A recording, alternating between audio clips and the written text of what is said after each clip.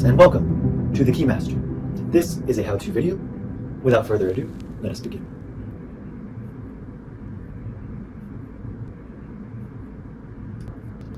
Your playing board should be laid out, easily accessible to all players.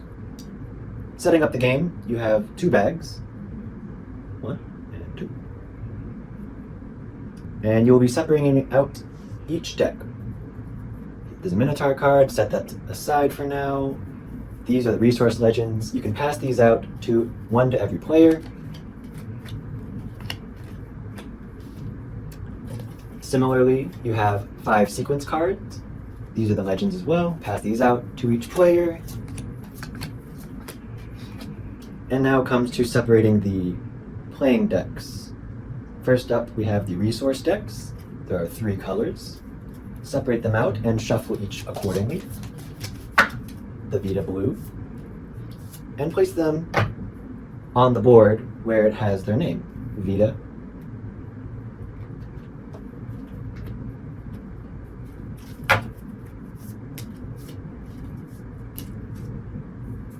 Lux, right underneath.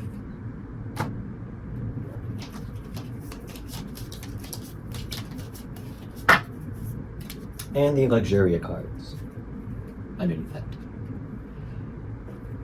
Please do the same for all of the Viz cards, also known as the boons of the game. Levels 1, 2, and 3.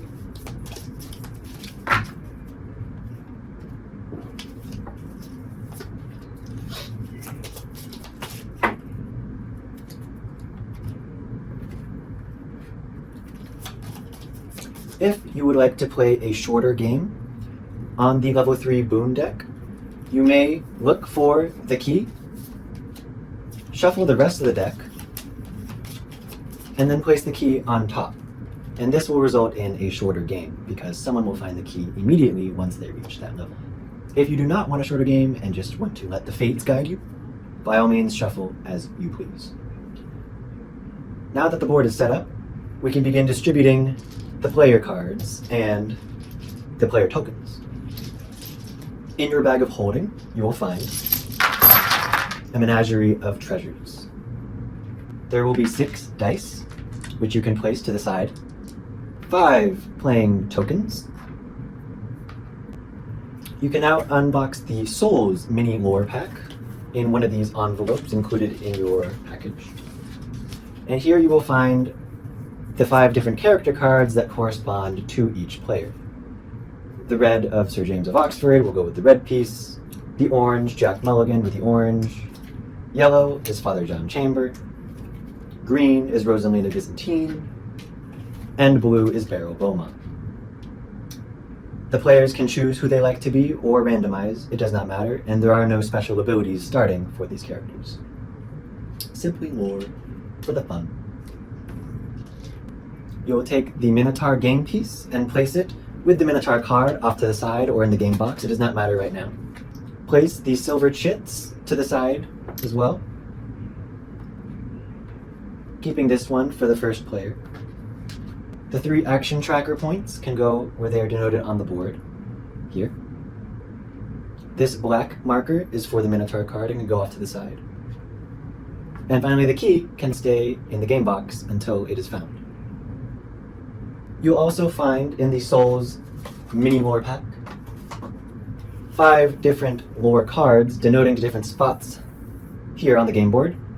Space 1, Space 4, 6, 8, and 9.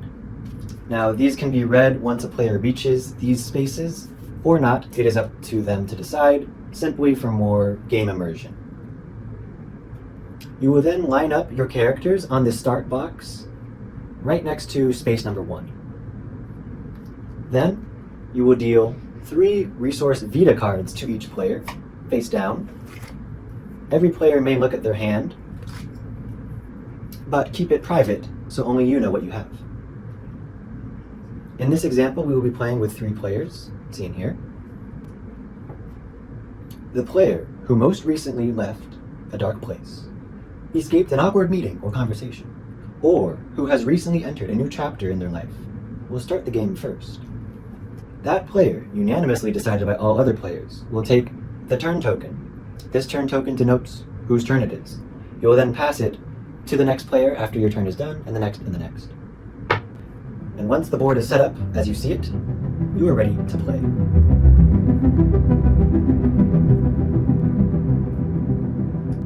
Unfortunately, you are dead.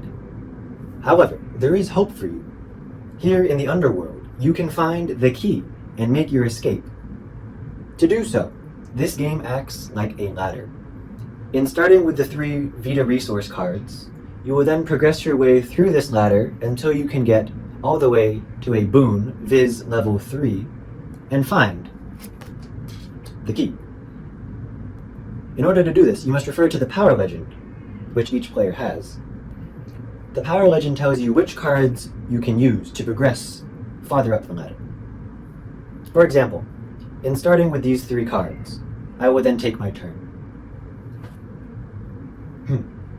To take my turn, I take the turn token and refer to the sequence legend card. Movement. I will now move 1 space. I move from the start box to space number 1. This is the only time my movement does not take a food or water resource card. If you have any add-on applicable boons, you may use them at this time. We'll get into this later. Now that I have moved 1 space and I am now on the board, we move from the movement phase to the draw phase. The draw phase affects every player in the game. Every player can draw 1 resource card. According to the power legend, it takes no cards in order to draw either a Vita or a Lux. The choice of which you draw is yours. I will show my cards now for demonstration purposes in this video. I have 2 water and 1 food. I will now be able to draw a card. In this case, I'm going to draw another blue. I received a medicine card. It can be seen on this medicine card that it is a defective resource, and when I try to use it for its purpose, I will have to roll 1 6-sided die to determine if it's useful or not. That does not affect me right now. Right now, I have 4 cards. This is the draw phase, which means after I draw, I can now exchange any or all of my cards according to this power legend. I can exchange 1 blue card of my choice for 1 red, 2 blue for 1 purple. For the demonstration, I will be discarding this defective medicine kit and this water. I take these 2 cards and I would discard them next to the draw pile here. Then I will take my 1 purple card.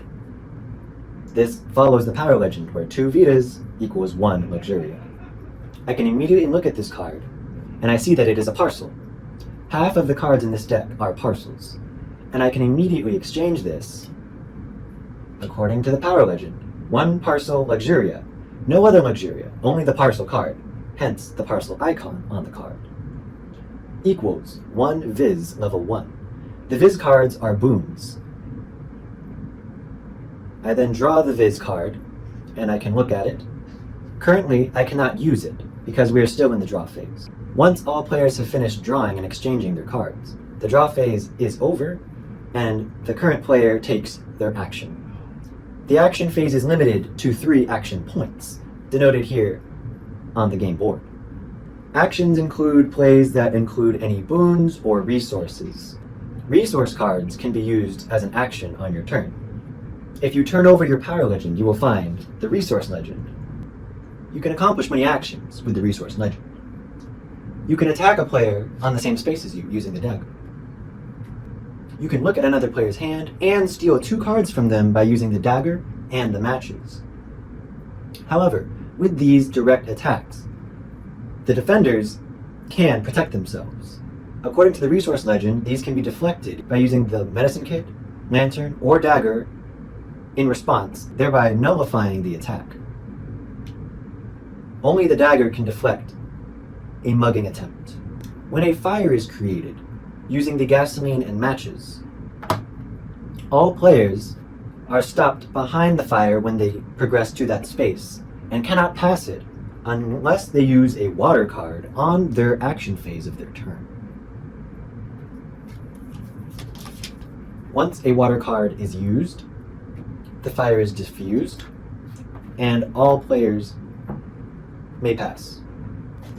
Players may also sacrifice the matches, gasoline, and lantern card, all three of the Lux cards, in order to light a lantern, where they're able to move up to 3 spaces. If the orange player was back here, they're able to move 1. If they can fulfill this requirement, they move here, and then they will move 2, 3. But they can move up to 3, so they can choose. Do they want to move 3 or only 2 spaces? That is up to them. Finally, on the resource legend, a player can discard a water, a food, and 1 crystal card, which is found in the Luxuria resource card deck. There are a total of 5 crystals, and only 5 in this deck. Once they sacrifice those cards, they can then draw 1 Viz level 2 boon and add it to their hand. They cannot use it on the same turn, and their turn is then over. However, when using the resource legend and using resources on your actions, they are discarded after use. Alternatively, the boon side of the board, levels 1, 2, and 3, once you use a specific power that a boon denotes, you keep the boon face up in front of you, which you can then use to exchange according to the power legend. This side of the board is expendable and is a one-time use.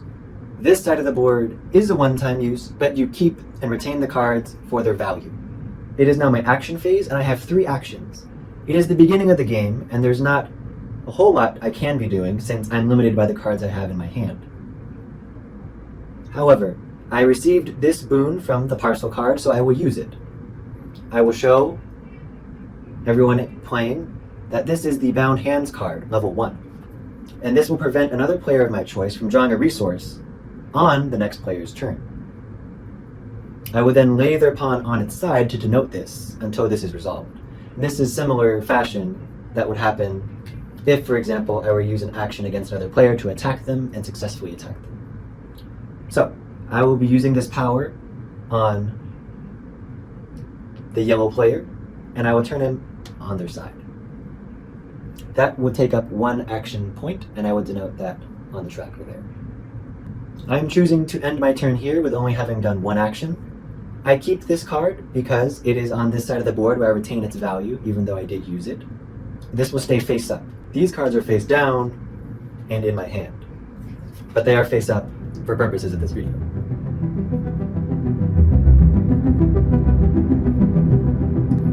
The board is divided into 9 spaces. Starting on space 1, this is the key space, where you will adventure once you have found the key to try to unlock the gates of hell, escape, and win the game. Throughout the board, you will encounter a variety of boons and obstacles. You will be granted 1 blue Vita card on space 2, a Lux card on space 3, 2 Lux on space 5, and 1 Luxuria on space 7. Now, the special spaces on the board. The Minotaur is released once a player lands on or passes over space 4. If I were to land on space 4, the Minotaur is then activated. You will take the Minotaur card from the side of the game and place it to the left of the last player in the turn cycle, thereby the Minotaur being the last player in the game.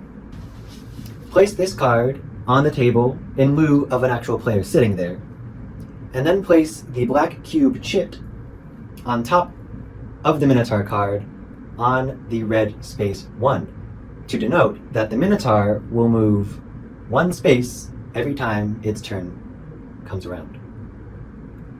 This chit will move every board cycle. The Minotaur will be placed on the start box just as any normal player would, and once its turn comes around, it will move, according to this chit, 1 space. Once the Minotaur has moved around the board 1 time and reaches space 1 again, you will move this chit down to space number 2, and every time its turn comes, it will move 2 spaces. And so on to 3 and 4. If you want a more difficult game, you can start the cube chit on movement 2 for a hard mode. For now, we'll keep it on 1. if you are ever on the same space as the Minotaur, if he moves onto your space, if you were to progress very far and move onto his space, if, for example, he passes you, shares the same space as you, you will then pick up your game piece and move it off the board. Take all of your cards, resources and boons alike, keeping those that were used face up and the others face down, and place them next to space 1. Space 1 acts as a graveyard where all of your items and resources are stored, and the next player who lands on this space or takes their turn on that space may then pick up those cards, adhering to hand limit of 9. If you are eliminated from the game, you can take all 6 dice and roll them once per turn after your elimination. Once you are eliminated, on the next player's turn, or the Minotaur's turn, whoever it is, you can then roll all 6 dice. If you roll 3 6s, you have been resurrected and are back in the game, putting your character on the start box. You will then move into space 1 as you would normally when you start the game. Whoever is on space 1 next and takes their turn there can then claim the cards. This means that someone else can take your cards before you are spawned back in. Space number 6 on the board is titled Riparius, which means riverbank in Latin. This is the special offering space, where whenever you land or pass over the space, you must choose a card from your hand, any card that you possess or on the table, and give it to the player closest to the Minotaur. If 2 players are, for example, sharing the same space, whichever player is closest in turn order will then receive the bounty. This affects every single player who passes over this space or lands on it.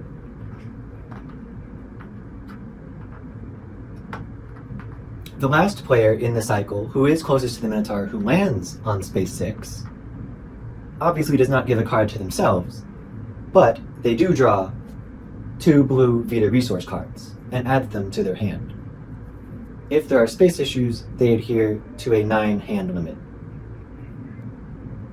Your hand limit is 9 cards and applies to all the cards in your hand as well as any boons you have played and are face up in front of you. You must resolve this 9 card hand limit immediately if it is not your turn. However, on your turn, you can collect as many cards as you like and then discard down to 9 at the end of your turn.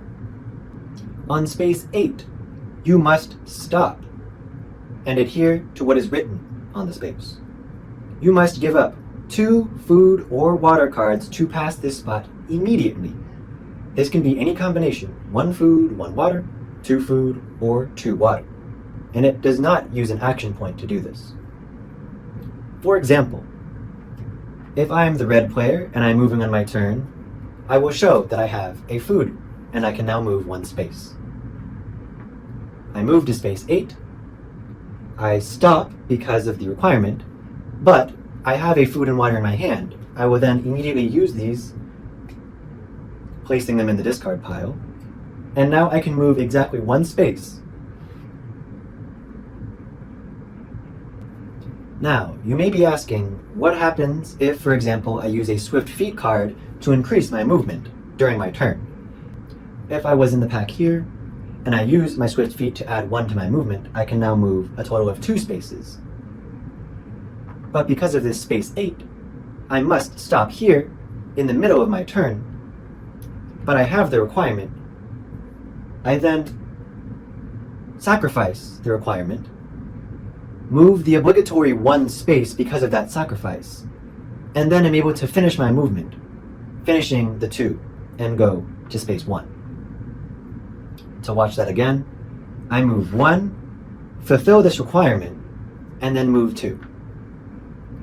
My movement was 2, but because of space 8 and me being able to sacrifice my cards, I moved a total of 3 spaces. Finally, on space 9, the last space on the board, you are able to use resource cards to affect players on any space during your action phase. My action phase, I can use 3 action points. For example, I can use this dagger on a player who is not on my space because of this ability. I can use a dagger on the yellow player, who, even though they are 3 spaces away, are still affected because of this. This is limited to the 3 action points on your turn, but it is advantageous to keep in mind when you are attempting to sabotage other players. While I can use daggers on this space on other players, I can also use resources to ignite fires. I can use the gasoline and matches card, for example. And this means I can then place a fire token on any space on the board, not just the space behind me as it would usually run per the rulebook. I can choose to place the fire here, thereby blocking the orange player from moving forward, or I could place it here, blocking the yellow player.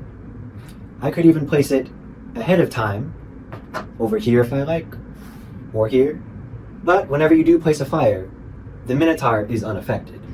He moves right through that. I will now place the fire here, and this yellow player will have to douse the fire on their turn using an action point with a water card. I can do this because of Space 9's very powerful effect.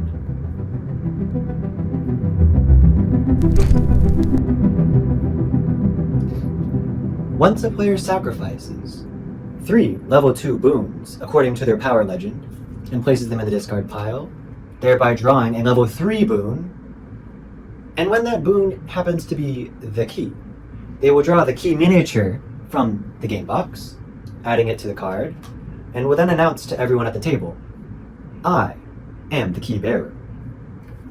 It is now the key bearer's job to move to space 1 on the board and attempt to unlock their freedom. When a player attempts to unlock the gates of hell and win the game, the key will grant you 1 dice in your roll for freedom, where you must roll at least 1 6. However, if you obtained any crystal cards from the Luxuria deck in your traverse of the dungeon, each crystal in your hand will add 1 die to a roll. These crystals are discards and are one-time use only. For example, I will then discard it in its attempt to roll and escape hell. 1 roll with the key and any crystals will take an action. I will then roll to see if I'm able to unlock the door. If I'm unsuccessful in rolling 1 6, the crystal is discarded, my action is used. However, I still have 2 more action points and can continue using the key to escape. You will then only use 1 die in your attempt to escape. If you roll a 6, you are then free, and the winner of the game is over. Congratulations. If, however, you do not roll a 6, you do not escape, and your chances of survival drastically diminish. There are 3 ways for you to try to unlock the gate again. The first is to make a full cycle of the board with the key in your possession in order to unlock the gate again. You must be mindful of the Minotaur in your progression of the board, of course. The second way is for you to use a level 2 boon under the name Sacrifice. This level 2 boon Sacrifice allows you to fold into any space on the board and bypasses this extra lap rule when trying to use the key again. And lastly, the third way for you to be able to unlock the gates again using the key is for you to lose possession of this and then regain possession. You can, for example, trade with other players on your turn during your action phase using an action point. Or you can be stolen from and then steal the key back at a later time. The key can be stolen from a player if, for example, they're on the same space, and during that player's action phase, they use the Thief card. Once the Thief card is used, you place it face up in front of you. You will then steal the key for your own, and you may then use it on the same turn if you wish. This is most common when players are grouped on space 1 of the board.